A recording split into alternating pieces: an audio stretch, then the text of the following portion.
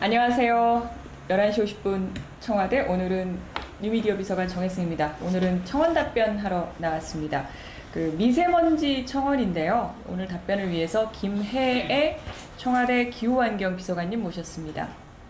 안녕하세요. 김혜애 기후환경비서관입니다. 예, 좀 전에 여쭤봤는데 기후환경 비서관은 지난 정부에서도 있었고요. 기후환경은 정말 그야말로 전문적인 분야라 아마 오늘 미세먼지 답변을 위해서는 우리 정부 내에서 최고의 전문가를 모셨다라고 보시면 됩니다. 오늘 답변할 청원은 사실 미세먼지 관련해서 그냥 뭐 해결해달라가 아니라 중국에 항의를 해달라, 이런 내용입니다. 일상에서 모두 직접 체감하는 문제이기 때문에 참여를 많이 해주셨고 27만 명의 국민들께서 동참을 해주셨습니다. 예, 먼저 미세먼지가 어떻게 생기느냐, 이것부터 좀 봐야 될 것 같은데요. 굉장히 많은 원인 물질들이 있을 텐데요. 아주 주요하게는 경유차에서 나오는 배기가스나 또 석탄 화력발전소, 또 공장 굴뚝 이런 등에서 발생을 하는데 크게 두 가지로 나눕니다. 이제 배출원에서 직접 배출되는 1차 생성 물질이 있고요. 또 가스 상태로 대기 중에 방출되었다가 공기와 만나서 화학 반응을 일으키는 2차 생성 물질, 이렇게 두 가지 물질을 통틀어서 보통 미세먼지라고 얘기를 합니다. 이게 사실은 예전보다 마스크를 쓰고 거리를 다니는 분들을 많이 볼 수 있고, 그러니까 뭐랄까 예전보다 심각해진 건가, 우리가 아니면 예전보다 잘 몰랐나, 뭐 이런 게 좀 궁금하긴 합니다. 준비를 하셨더라고요. 네, 이게 좀 간단하게 표시가 되어 있긴 한데요. 사실 지난 10년 동안 전반적으로 우리가 보통 미세먼지 내지는 황사 이렇게 말하는 PM10이라고 하는 수치는 전반적으로 좀 감소 추세입니다. 예. 그리고 2012년부터 약간 좀 정체가 되고 있는데요. 2004년부터 2018년이고 네, 맞습니다. 지금 빨간색이 서울이고 파란색이 전국 기준인데요. 예. 2012년부터 좀 다소 정체 수준이죠. 그리고 초록색은 뭐 기준입니다. 예. 그런데 문제는 옆에 지금 빨간 그래프로 되어 있는 서울 미세먼지 PM2.5라는 게 우리가 말하는 초미세먼지, 건강상 더 위해도가 크다라는 초미세먼지에 대한 나쁨 일수가 증가하고 있는 겁니다. 그러니까 전반적으로 뭐 농도가 짙어진다라는 것보다는 우리가 고농도라고 얘기하는 나쁨 일수가 이렇게 매년 지금 최근 3년, 최근에는 20일 정도 연간 이렇게 좀 증가하고 있어서 이런 문제 때문에 국민들이 느끼는 체감이나 건강상의 위해에 대한 우려, 이런 부분들이 훨씬 더 크지 않은가 싶습니다. 단어도 조금 생소하긴 한데 네. 고농도 일수 뭐 이렇게 네네. 얘기를 하던데 그게 늘어나는 이유는 뭔가요? 보통 기후변화, 그러니까 지난 10년간 사실은 배출 기준 강화하는 여러 노력을 굉장히 많이 했습니다, 정부가. 그런데 오염물질은 좀 늘어났다라고 볼 수 있을 것 같은데요. 대표적인 게 2005년부터 왜 우리가 클린 디젤 얘기하면서 경유차가 엄청나게 늘어났어요. 그래서 최근까지 한 3배 이상 증가를 했고요. 또 한편으로는 석탄화력 발전소도 많이 늘어났습니다. 최근에 에너지 전환을 한다고 하긴 했지만 지금까지 굉장히 발전 양이 늘어난 측면, 이런 원인 물질 증가가 1차적인 원인이고요. 여기에 더해서 기후변화 때문에 북극의 얼음이 녹으면서 북극과 북반구에 있는 나라들과의 온도 차이가 줄어들었습니다. 이 얘기는 온도 차이가 줄어들면 대기 정체 현상이 일어납니다. 바람이 약해집니다. 온도 차로 바람이 약해진다. 네, 예. 그러니까 보통 기후변화 때문에 북반구에 갑자기 폭설이 내리는 것도 기후변화 원인이라는 얘기 들어보셨죠? 예. 그게 바로 그런 이유인데요. 온도 차이가 줄어들어서 대기 정체 현상이 나타나다 보니까 미세먼지 발생한 미세먼지가 날아가지 못하고 그대로 정체되어 다 보내버려야 맞습니다. 되는데 바람이 덜 부는 거군요. 네, 그래서 바람이 많이 부는 날은 미세먼지 농도가 낮은 것도 바로 그 원인이라고 볼 수 있습니다. 여기에 더해서 중국이나 주변국들에서 날아오는 미세먼지도 주요한 원인 중에 하나라고 볼 수 사실 있습니다. 이번 청원의 관심 자체가 중국 문제입니다. 네. 심지어 청원에는 그런 내용이 있습니다. 미세먼지에 대한 대통령님 언급이 없다. 이게 그래서 이제 믿기 어렵다, 이런 얘기도 있더라고요. 이거 좀 얘기를 해주셔야 될 것 같습니다. 결론부터 말씀드리면요. 네. 지난 9일 한중일 정상회담이 있었죠. 그때 주요 의제 중에 하나가 미세먼지였습니다. 보신 분들도 있을 것 같은데. 지난주 수요일이었죠. 네네. 예. 문재인 대통령께서 연설에서 미세먼지와 대기 오염이 삼국 국민들의 건강을 위협하고 있다.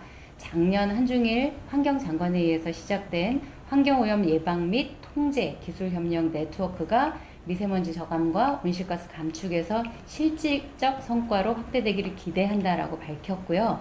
이날 리커창 총리와의 회담에서도 그러니까 한국과 중국 양국 국민이 가장 관심을 가지고 있는 것이 바로 미세먼지 문제다라고 말씀을 하셨습니다. 이에 대해서 리커창 총리가 미세먼지 원인이 매우 복잡하고 또 그 이유도 아직 정확하게 밝혀지지 않았다. 우리는 한국과 함께 연구하고 또 실질적으로 이 문제를 해결하길 바란다라는 취지의 얘기를 했습니다. 사실 지난해 12월이었죠. 문재인 대통령과 시진핑 주석이 만나서 그때도 미세먼지 대책을 이제 논의를 했습니다. 그리고 3월에 이제 중국에서 양제츠 국무위원이 이제 방한을 했을 때도 중국에 미세먼지 요인이 있지 않느냐라고 대통령이 말씀을 하셨고, 양제츠 국무위원이 한중 환경 협력센터 이런 게 이제 계속 논의가 되고 있었는데 출범 시기를 앞당겨서 조기에 문을 열 수 있도록 하겠다 이렇게 얘기를 하셨습니다. 네, 그 이후에 우리나라와 중국 환경부가 굉장히 신속하게 협의를 진행을 했고 실무 회의도 여러 번 진행을 했습니다. 다음 달에 한중일 환경장관 회의가 열립니다. 6월에 거기에서 한중 환경협력센터를 개소할 계획을 가지고 있고요. 아울러서 지난해 12월에 있었던 한중 정상회담 때 한중 환경협력 계획이라는 것에 서명을 했습니다. 그에 따른 세부 협력 사업도 다음 달에 확정해서 추진할 계획이 있습니다. 그리고 또 하나는 지난 5년간 한중일 3국이 공동으로 미세먼지 연구를 진행을 했었거든요. 그래서 지금 결과가 좀 나와 있을 것 같은데 약간 3국 간 이견이 있어서 이것도 발표에 대해서 다음 달 매듭을 지을 것으로 기대하고 있습니다. 일단 지난 5년간 한중일 3국이 연구한 내용도 다음 달에 발표가 되고, 맞습니다. 한중 환경협력센터도 다음 달에 열고, 네. 협력 사업도 다음 달에 좀 더 구체화되고, 어쨌든 중국과의 협력이 상당히 구체적으로 진행되고 있는 상황입니다. 네, 지난해부터 양국 환경과학원으로 구성된 한중 대기질 공동연구단이 중국 북부 지역 6개 도시 대기질을 조사하는 청정 프로젝트라는 것을 현재 진행 중입니다. 중국의 사무실과 연구실을 지원을 하고요. 또 중국 제철소나 발전소 등을 대상으로 우리나라의 우수한 대기오염 방지 시설 이런 것들을 실증적으로 적용해서 저감하는 이런 저감 사업도 추진을 하고 있습니다. 현재 6개 사업 한 786억 원 규모의 사업도 진행이 되고 있습니다. 중국과 협력이 굉장히 활발한 것은 사실 아무래도 중국 측 영향이 있기 때문에 이 부분에 대해서 같이 머리를 맞대자 이렇게 얘기가 나온 것 같고요. 사실 청원인의 주장에 보면은 그래서 그럴 때가 아니다, 협력할 때가 아니라 중국을 상대로 소송을 해야 된다, 뭐 이렇게 지금 주장을 하셨거든요. 요구를 하셨습니다. 우리나라 미세먼지 중에 중국을 포함한 국외 요인이라고 얘기했을 때 사실은 기관마다 좀 다양한데요. 분석이 대체적으로 연구 시기나 기상 상황에 따라서 다소 차이가 있습니다만 평균적으로는 국내 요인과 국외 요인을 한 반반 정도 잡고 있습니다. 그래서 국외 요인을 한 절반 정도로 차지하고 있다고 알려져 있는데 물론 보다 적극적인 조치가 필요한 게 사실입니다. 그런데 문제는 이제 국제소송으로 문제를 해결하려면 어떤 국제법 위반인지 또 관련 인과관계가 과학적으로 좀 규명이 되어 있어야 하는데요. 우리 현실은 관련한 국제조약이 지금 아직 없는 상황이고 또 한중 양국 정부가 합의한 인과관계를 입증할 수 있는 자료도 현재는 안타깝게 없는 상황입니다. 그래서 정부는 미세먼지 정상회담 의제화 등 이런 외교적인 또 정책적 수단을 총동원해서 국내 미세먼지를 또 국외 미세먼지를 줄이는 노력을 기울이면서 양자 간 혹은 다자 간 공동 연구 이런 것 통해서 인과관계를 일단 규명하는 것이 좀 우선이라는 입장이고요. 한편으로는 장기적으로 동북아 다자 협약도 지금 추진을 하고 있습니다. 사실은 다음 달에 발표된다는 5년간의 연구도 있지만 그렇다고 해도 이제 다들 합의한 이게 이렇다라고 뚜렷하게 밝힐 만한 그런 건 아직 없다라는 얘기고, 맞습니다. 사실 그 부분도 진행이 함께 돼야 되는 것이고, 그래서 일단은 실현 가능성이 높거나 아니면 실질적 효과를 거둘 수 있는 방안, 그런 방향으로 협력을 추진을 하는 게 굉장히 현실적이라고 할 수 있습니다. 이번 청원의 내용을 보면 산둥반도에 있는 공장을 폐쇄해달라, 그렇게 요구를 해야 된다라는 그런 내용이 있습니다. 중국이 이제 베이징이라든지 이쪽의 공기질, 대기질을 개선하기 위해서 베이징 내에 있는 공장을 산둥반도로 이전하도록 했다, 뭐 이런 내용이거든요. 네. 이 중국이 대기 개선을 위해서 베이징 공장을 지방으로 이전한 것 맞습니다. 사실인데 산둥성은 그 대상 지역은 아니고요. 베이징의 미세먼지는 실제 2013년에 비해서 2017년에 30% 정도 줄었습니다. 그리고 산둥성도 마찬가지로 좋아지는 추세인데 물론 우리나라보다는 대기질이 좀 나쁜 상황이긴 합니다. 그래도 보면은 그래프를 보면 굉장히 드라마틱하게 그 네. 줄이고는 있더라고요. 그러니까 거기도 그 중국도 미세먼지를 줄이기 위한 노력을 굉장히 많이 하고 있다. 이건 사실인 것 같습니다. 맞습니다. 네. 자국 미세먼지를 위해서 굉장히 강력하게 대책을 보통 사람들이 사회주의 국가이기 때문에 가능한 대책이다라고 얘기할 정도로 강력한 대책을 추진 중인데요. 실제 낡은 차량 122만 대 정도를 아예 폐지를 해버렸습니다. 내지는 소형 석탄 보일러를 퇴출하고 이런 이제 오염원에 대한 대폭 그 규제를 좀 강화한 측면과 아울러서 전기차나 수소차 같은 친환경차를 아주 대거 늘립니다. 그리고 석탄 발전도 줄이고 또 기업에서는 청정 에너지 확대하고 이렇게 에너지 소비 구조를 개선하는데 많은 예산과 인력을 투입하는 걸로 알고 있습니다. 그 뉴스를 보면 중국은 막 전기차 비율을 어디까지 높여라, 혹은 네, 뭐 네. 차량이 몇 년 이상 된 뭐 경유차는 폐차해라, 굉장히 강력하게 하고는 있던데요. 최근에는 뭐 휘발유차까지 포함한 내연기관차를 2040년까지 다 퇴출하겠다 이런 다 계획을 퇴출, 예. 발표했다가 뭐 지지부진 좀 거둔 적도 있었습니다. 네. 그 좀 지켜봐야 될 내부 것 같고요. 반발이 심해서요. 예. 네네. 근데 뭐 그 정도의 의지를 갖고서 어쨌든 맞습니다. 공기질을 개선을 하겠다라고 하는 게 이제 중국 정부도 노력을 하고 있고 저희도 이제 같이 노력을 해야 되는데, 그 사실은 그 한중일의 협력 얘기도, 그 공동 대응 얘기도 굉장히 힘이 되지만 국내 노력도 더 필요하다. 결국 이 문제로 가는 것 같습니다. 지난해 9월이었습니다.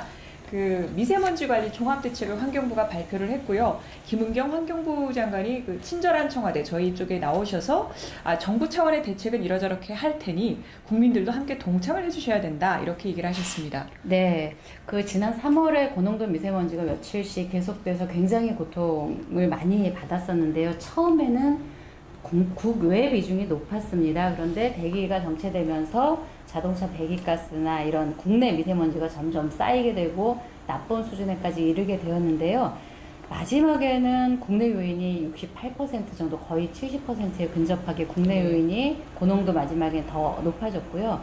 실제로 우리나라와 미국 그 항공우주청 나사가 함께 연구한 결과에서도 국내 영향만으로도 WHO 미세먼지 권고 기준을 초과한다라고 분석이 되었습니다. 이 중국이나 국외 요인이 전혀 없더라도 국내 영향만으로도 국민 건강에 위험이 될 수 있다는 의미가 될 것 같은데요. 미세먼지 문제 해결을 위해서 국외 대책과 함께 반드시 국내 미세먼지 대책이 함께 가야만 하는 이유가 될 것 같습니다.